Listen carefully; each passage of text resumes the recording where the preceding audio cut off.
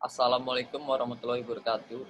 Saya Elfran Jalfiandi ingin mempresentasikan tentang alat penangkar hujan mata kuliah Rekayasa Hidrologi modul 3. Presipitasi. Presipitasi adalah istilah umum dari semua bentuk air yang jatuh ke permukaan. Bentuk ini bisa berupa butiran-butiran es, salju, dan cairan air. Gerakan udara atau angin mempunyai saham besar dalam pembentukan hujan. Berdasarkan atas gerakan udara ini, hujan dapat dibagi dalam 3. Hujan konvektif ialah precipitation yang disebabkan oleh naiknya udara panas. Lapisan udara naik ini kemudian bergerak ke daerah yang lebih dingin atau terjadi perpadatan dan kondensasi dan terjadi hujan. Hujan siklonik berasal dari naiknya udara terpusatkan dalam daerah dengan tekanan rendah. Hujan orografik ini disebabkan oleh udara naik, tekanan rintangan-rintangan antara lain gunung-gunung. Faktor-faktor yang mempengaruhi terjadinya presipitasi.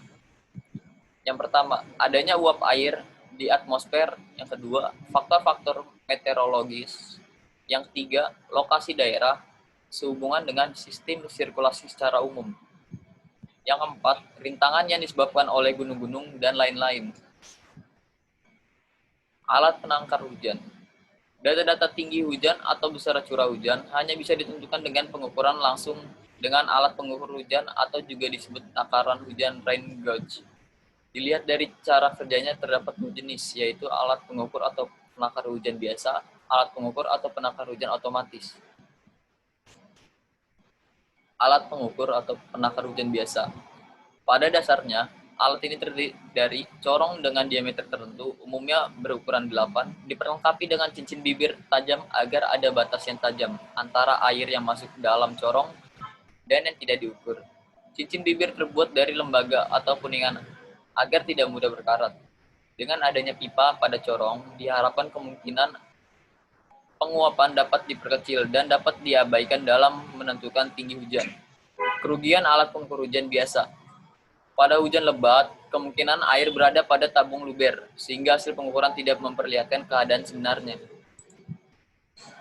Alat pengukur atau penakar hujan otomatis. Ada 3 tipe alat perekam hujan otomatis adalah, yang pertama, weighting bucket rain gauge. Yang kedua ada float tip rain gauge. Yang ketiga ada typing bucket rain gauge. Sebab-sebab kesalahan dalam merekam pengukuran. Yang pertama, kesalahan dalam membaca skala. Kedua, kehilangan air hujan yang tidak terukur akibat percikan air dan akibat angin.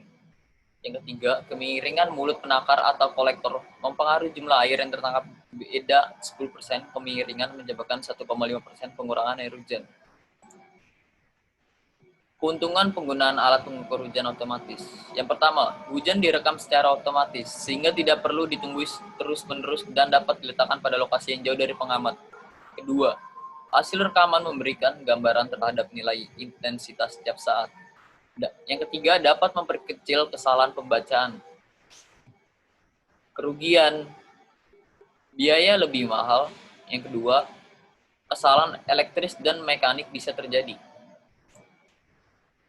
Kriteria pemilihan alat pengukur hujan. Yang pertama, mutu atau kualitas alat. Kedua, sebanding dengan alat-alat pengukur hujan yang sudah ada di daerah yang sama. Yang tiga, biaya pemasangan. Keempat, kesulitan pemeliharaan atau sehubungan dengan mudah masuknya debu dan kotoran. Kesulitan untuk diobservasi atau ditinjau. Yang kelima, tidak mudah rusak atau dicuri. Kriteria penentuan jumlah atau keterangan atau kerapatan jaringan pos-pos hujan atau klimatologi. Yang pertama, tujuan dari studi, misal untuk distribusi hujan, mencari data hujan rata-rata, surface runoff. Yang kedua, sifat klimatologi daerah tersebut atau misal homogen atau heterogen. Ketiga, keadaan daerah yang bersangkutan atau misal keadaan tanahnya memungkinkan pengembangan pertanian dan sebagainya.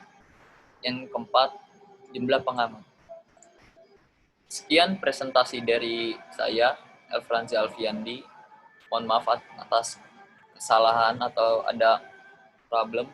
Selebihnya mohon maaf. Assalamualaikum warahmatullahi wabarakatuh.